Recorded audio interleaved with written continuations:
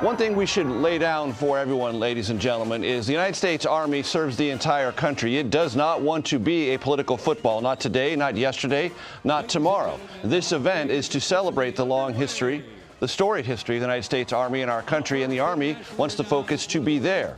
It doesn't want to engage or be engaged in broader conversations about divisive politics. To that point, here with me on the set, James LaPorta. He is part of the CBS News National Security Coverage Unit. Also, I'm very happy to have at the desk U.S. Army Command Sergeant Major Christopher Mullinax. And for everyone's edification, just understand, Major in name only. He is a legitimate Sergeant Major, and we're happy to have him. Chris, I'd like your thoughts on, from the Army's perspective, what is today about? Yeah, thanks, Major. So today is about celebrating 250 years of sacrifice. Like you said, the Army's been here a year longer than our country, and we're here to celebrate that. Through the good and the bad, the United States Army's been right here with our nation. And this is your Army, this is American people's Army, this is America's Army. And that's what we want to celebrate today, and that's what it's all about. And James, there are two schools of thought. You see military equipment on Constitution Avenue, tanks, artillery pieces. Is that normalizing militarism on the streets of the nation's capital? Or is it a way for the nation to get to know its Army a little bit better and see it in a different light? Those are two competing thoughts. The militarization of whether or not you putting tanks and self-propelled howitzers on the streets normalizes military equipment on the streets. That's a long debate that goes back to the 90s when Program 1033 was introduced under the NDAA, and law enforcement started to get more military equipment from the actual U.S. military. And that's a legitimate debate to have, and people can have those debates. But also, and as you pointed out, the military and the Pentagon, these are apolitical institutions. They support and defend the Constitution of the United States, and they obey the orders of the president and the people and the officers appointed over them. And so what they would agree with is, for particularly post-Vietnam and the ending of the draft, there has been a divide created between what we call the civilian-military divide. And this is both under Republican and Democratic administrations have both said this, that because service is, shouldered by 1% of the total population, and then when you get into numbers about combat, it's even less than that. Right. There's less familiarity. That's right. And there is a divide between the military and the civilian population. And the military will say that we would like to bridge that gap.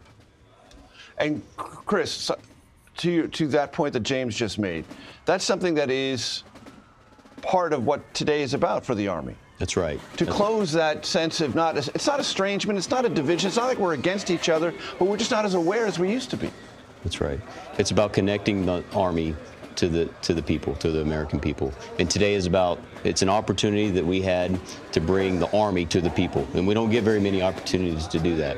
It's making sure that they know that we're here, we're ready to fight and win our nation's wars, and if they want to serve, there's a place for them. So one of the reasons we are so happy you're here is you can help us understand what we're seeing, because what people do at a parade is watch and observe. And I want to give this audience ample time to watch and observe. So what are we seeing right now, Chris? So right now we're seeing the Revolutionary War era soldiers on the street and showcasing what our soldiers look like during that time.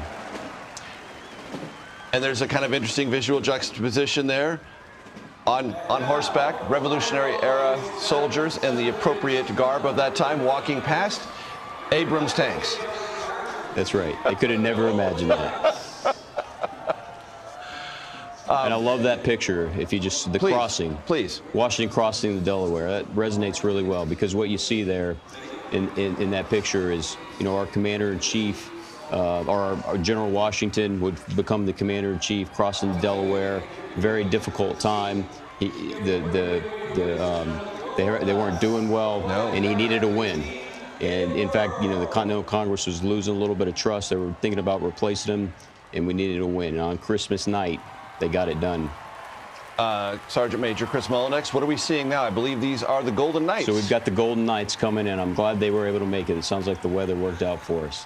See, these guys are incredible attention to detail, experts at their craft.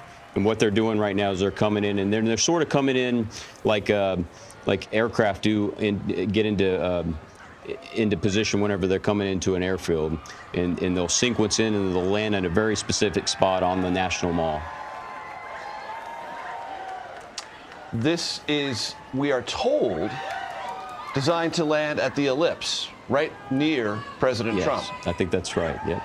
And when you talk about their precision, let my audience understand how that happens. It doesn't happen by accident. That's right. It takes a lot of practice, and this is a very dangerous.